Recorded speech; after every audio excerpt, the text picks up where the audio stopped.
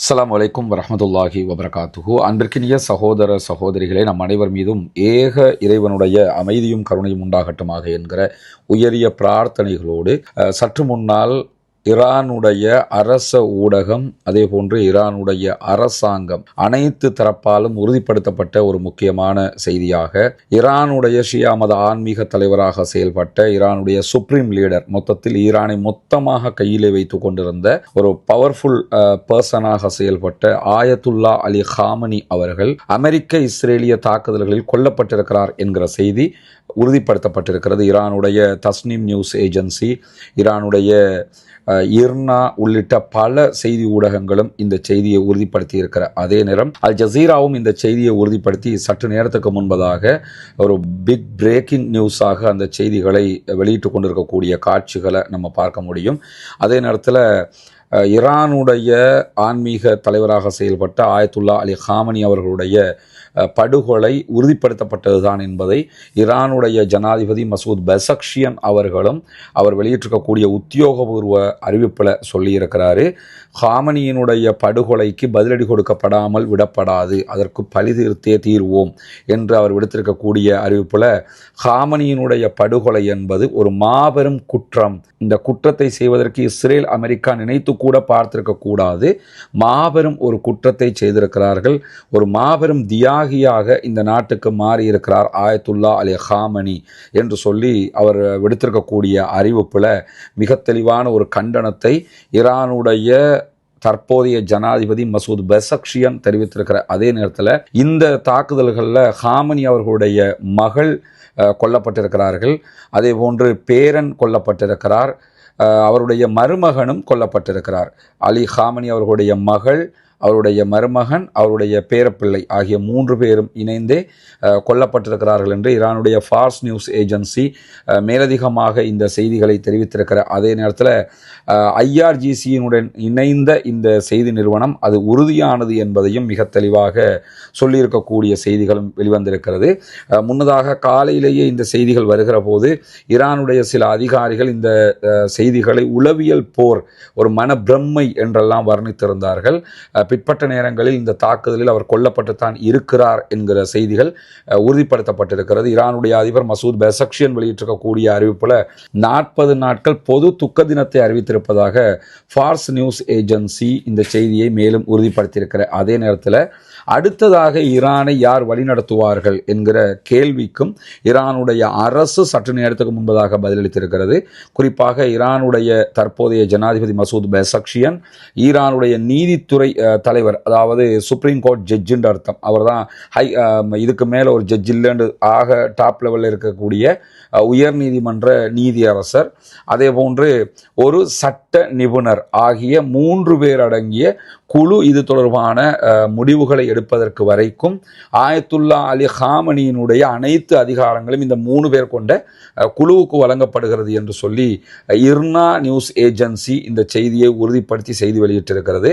நாட்டினுடைய ஜனாதிபதி, நீதித்துறையினுடைய தலைவர், அதே போன்று கார்டியன் கவுன்சிலுடைய சட்ட வல்லுநர்களில் ஒருவர் அடங்கிய 3 பேர் கொண்ட கவுன்சில் நாட்டின் முழு தலைமை பொறுப்புகளையும் தற்காலிகமாக செயல்படுத்தும். உடனடியாக அடுத்த அதாவது ஆன்மீக தலைவர் யார் என்பதையும் ஈரான் வெளியாக்கும், அவர்கள் வெளியிடுவார்கள் அதிகாரப்பூர்வமாக என்ற செய்திகளும் வெளியாகி இருக்கிறார். அதே நேரத்தில் இதற்கு முன்பதாக கொல்லப்பட்டவர்களாக அறிவிக்கப்பட்டவர்கள் சில பேருடைய மரணத்தையும் ஈரான் சற்று நேரத்துக்கு முன்பதாக உறுதிப்படுத்தி இருக்கிறது.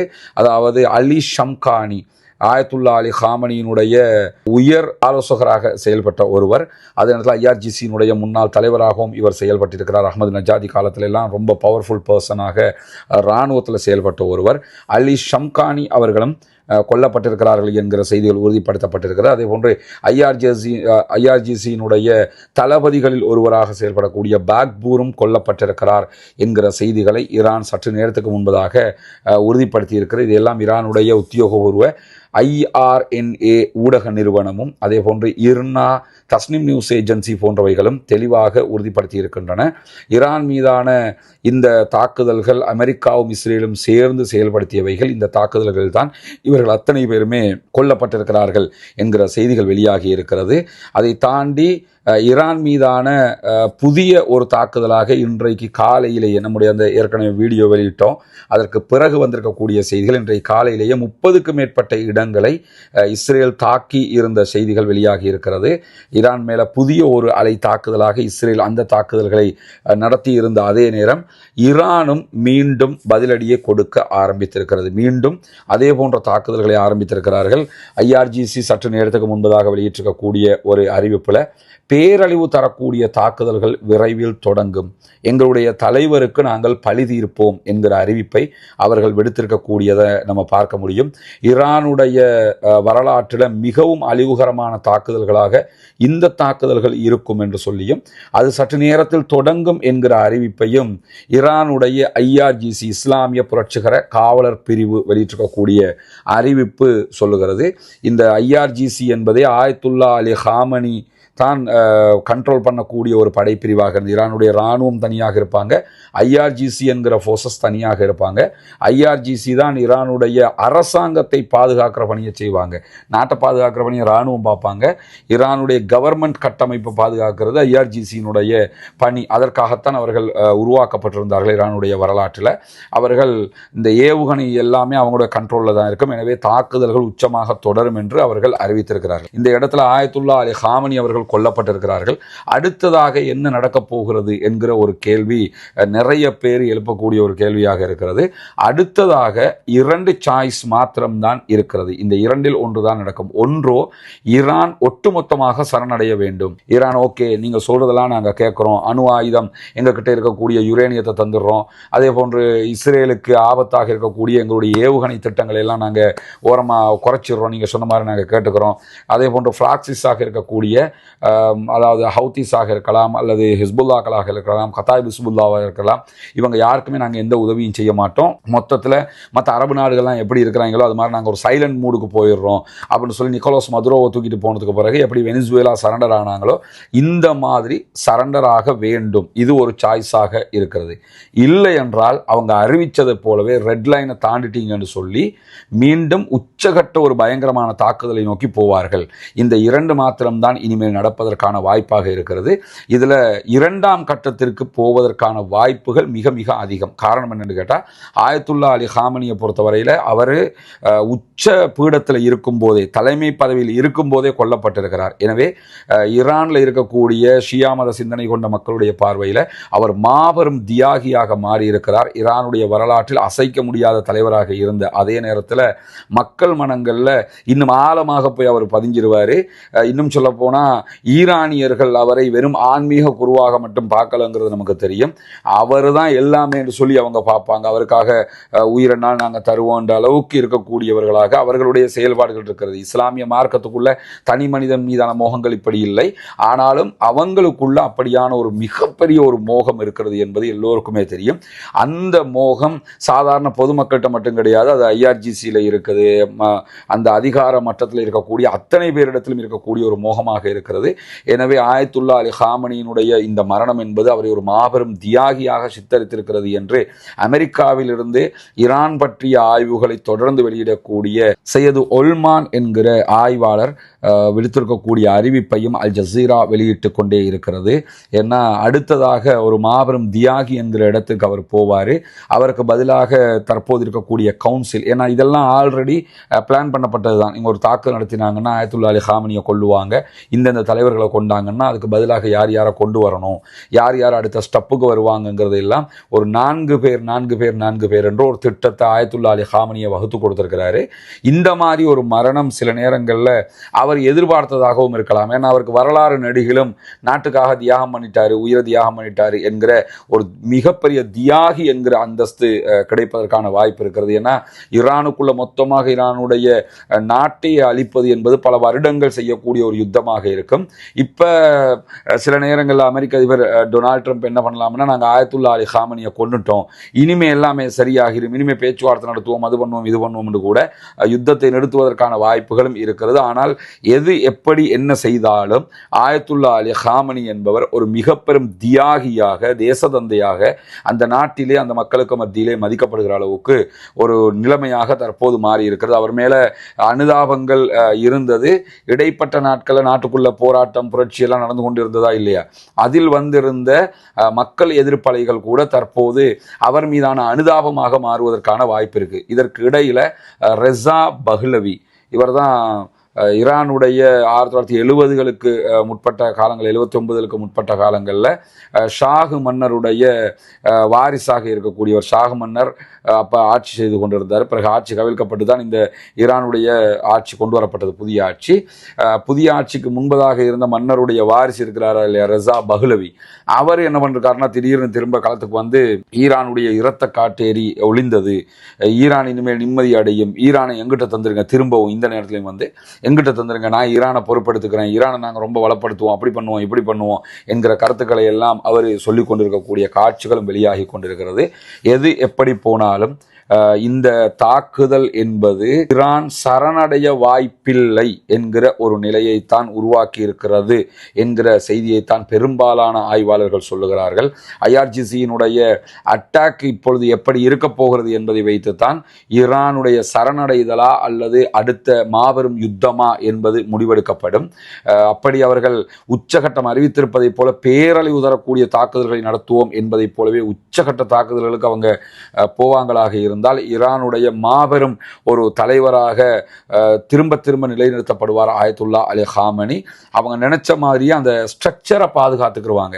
ஈரானுக்கு தேவையே என்னன்னு கேட்டா, ஆட்சியை விட இத்தனை ஆண்டு காலம் உருவாக்கி வந்திருக்கக்கூடிய இந்த ஷியா சிந்தனை கொண்ட ஸ்ட்ரக்சர் இருக்குதா இல்லையா, கட்டமைப்பு, இந்த கட்டமைப்பை பாதுகாக்கணும். ஆயத்துல்லா அலி காமனி அவர்கள் மரணிக்காமல் இருந்து இந்த ஸ்ட்ரக்சரை பாதுகாக்கிறத விட இப்பொழுது அவருக்கு ஏற்பட்டிருக்கக்கூடிய மரணத்தினால் இந்த ஸ்ட்ரக்சர் கூடுதலாக பாதுகாக்கப்படும். அனுதாப அலையோட அந்த மக்களுக்கு மத்தியில் பெரியோரு அனுதாபம் ஏற்பட்டு அதனூடாக இந்த ஸ்ட்ரக்சர் அவங்க பாதுகாத்து இல்லை இவங்க தான் அவருக்காக பழி தீர்க்கணும், நம்ம யுத்தம் பண்ணணும், நீங்க தான் இருக்கணுங்கிற மாதிரியான ஒரு நிலையை உண்டாக்குவதற்கான வாய்ப்புகள் தான் அதிகமாக இருக்கிறது என்று சொல்லியும் சையது உல்மான் போன்ற ஆராய்ச்சியாளர்கள் சொல்லக்கூடிய செய்தி என்னன்னா, டொனால்ட் ட்ரம்ப்பும் அதே போன்று இஸ்ரேலும் இணைந்து ஈரானுக்குள்ள ஆட்சி மாற்றத்தை கொண்டு வருகிறோம் என்கிற பெயரில் ஆயத்துல்லா அலி காமனி மீதான ஒரு மாபெரும் ஈர்ப்பையும் தியாகி என்கிற அந்தஸ்தையும் எடுத்து கொடுத்திருக்கிறார்கள் என்கிற செய்திகளும் வெளியாகி இருக்கிறது. எனவே ஆயத்துல்லா அலி காமனி அவர்கள் கொல்லப்பட்டிருக்கிற செய்தி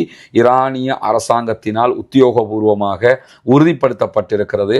அடுத்த ஆயத்துல்லாவாக யார் வரப்போகிறார் என்கிற கேள்விகள் இருக்கிறது. அதை ஈரானுடைய அரசுதான் அறிவிக்கும். தொடர்ந்தும் இணைந்திருங்கள் ரஸ்மின் மயசின் நியூஸ் மற்றும் ரஸ்மின் டாக்ஸ் ஆகிய 2 சேனல்களோடு. 2 சேனல்களை நம்ம மாறி மாறி இந்த செய்திகளை சொல்லிக்கிட்டு இருக்கிறோம். எனவே நம்மை பொறுத்தவரையில் வருகிற செய்திகளை உறுதிப்படுத்தி விட்டு தான் செய்திகளை சொல்ல முடியும் என்கிற அடிப்படையில் தான் ஆயத்துல்லா அலி காமனி கொல்லப்பட்டு விட்டதாக செய்திகள் வந்திருந்தாலும் அது உறுதிப்படுத்தப்படுகிற வரைக்கும் நம்ம பொறுமையாக காத்திருந்தோம். தற்போது உறுதிப்படுத்தப்பட்டிருக்கிறது. அந்த செய்திகளைத்தான் உங்களுக்கு மத்தியிலே கொண்டு வந்து தந்திருக்கிறோம். ஈரானிய அரசும் ஈரானிய மக்களும் அடுத்ததாக என்ன செய்ய போகிறார்கள் என்பதை பொறுத்திருந்து பார்ப்போம். ஈரான் எடுக்கக்கூடிய இந்த வரலாற்று முக்கியத்துவமான தருணத்தில் இருக்கக்கூடிய இந்த முடிவுகள் ஈரானை மட்டுமல்ல முழு மத்திய கிழக்கினுடைய அடுத்த கட்ட செயல்பாடுகளையும் ஒரு தீர்மானம் மிக்கதாக மாற்றும் என்பதையும் நம்ம இந்த இடத்துல புரிஞ்சு கொள்ளணும். பொறுத்திருந்து பார்ப்போம் ஜியோ பாலிட்டிக்ஸ் எப்படியெல்லாம் செயல்பட போகிறது என்பதை வல்ல ரஹ்மான் தான் அனைவரையும் பாதுகாக்க வேண்டும். சண்டைகளற்ற சச்சரவுகளற்ற அமைதியான நாடுகள் அமைதியான தேசங்களாக எல்லா பகுதியிலும் உருவெடுக்க வேண்டும். ஜனநாயக ரீதியாக நியாயத்துக்கு நாம் குரல் கொடுக்க வேண்டும் என்கிற நிலையை தொடர வேண்டும். பாலஸ்தீனம் வெற்றி பெற வேண்டும். பாலஸ்தீன மக்களும் உலகத்தில் இருக்கக்கூடிய அத்தனை மக்களும் நிம்மதியாக இருக்க வேண்டும் என்கிற உயரிய பிரார்த்தனைகளோடு நமக்கெல்லாம் தெரியும், கடந்த ரமலானுடைய மாதத்தில் இஸ்லாத்தை ஏற்றுக்கொண்ட ஒரு 14 குடும்பங்களுக்கான வீடுகளை கட்டுகிற ஒரு பணியை நம்ம ஆரம்பிச்சிருந்தோம். அல்லாஹ்வினுடைய உதவியால் நீங்கள் செய்த தான தர்மங்கள் ஜகாத் நிதிகளால் அல்ஹம்துலில்லாஹ் 5 குடும்பங்களுக்கான வீடுகள் முழுமையாக கட்டி கொடுக்கப்பட்டு அவர்களுடைய கைகளிலேயே ஒப்படைக்கப்பட்டு விட்டது.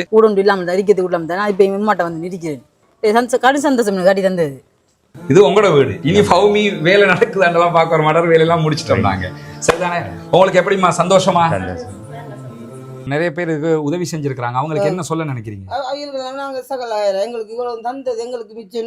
துவா செய்யுங்க. சரியா? தொழுகை நோன்பு அதுகளை எல்லாம் ரொம்ப கடைப்பிடிச்சு கொள்ளணும். மார்க்க விஷயங்கள் தானே. அல்லாட்ட நம்ம உலகத்துக்கு எங்களால் முடிஞ்சதை நாங்கள் செஞ்சிட்டோம், மறுமைக்கு நீங்கள் தான் தேடிக்கொள்ளணும். சரிதானே? இந்த வீடு கட்டி முடிஞ்சதோட நாங்கள் வர்றோம். அவங்களோட மனைவி வந்துட்டாங்க வீட்டுக்கு. கேட்கும்போது என்ன சொன்னாருண்டா, நான் இதுக்குத்தான் நினைப்பேன், அந்த வீடு நீங்கள் கட்டி தந்துட்டீங்க, எனவே நாங்கள் இனி சந்தோஷமாக இருப்போம். என் பிள்ளைகள் இப்போ நிம்மதியாக பழக்கக்கூடிய அளவுக்கு நிம்மதியாரி.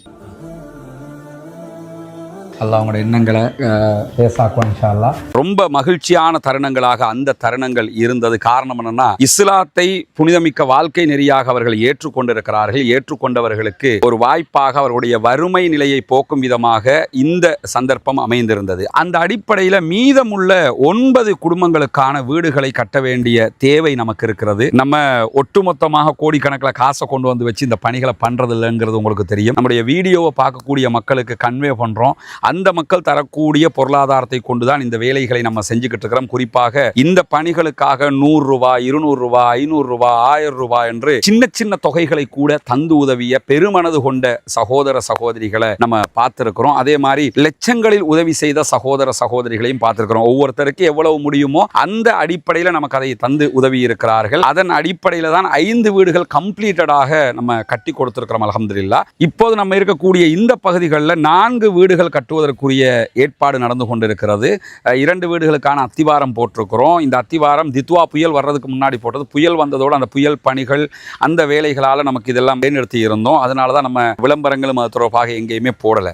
தற்போது புனிதமிக்க ரமலானுடைய மாதத்தை அடைந்திருக்கிறோம். நபிகள் நாயகம் ஸல்லல்லாஹு அலைஹி வஸல்லம் அவர்கள் காற்றை விட வேகமாக ரமலானிலே தர்மங்களை செய்வார்கள், தான தர்மங்களை அள்ளி கொடுப்பார்கள் என்கிற நபிமொழிகளை சஹீஹுல் புகாரி, முஸ்லிம் உள்ளிட்ட நபிமொழி கிரந்தங்களில் நம்ம பார்க்கிறோம். ஏன்னா அவ்வளவு அதிகமாக ரசூலுல்லாஹ் தான தர்மங்களை செய்து கிடைக்கிறதையெல்லாம் கொடுத்து நன்மைகளை சேகரித்துக் கொள்வார்கள்.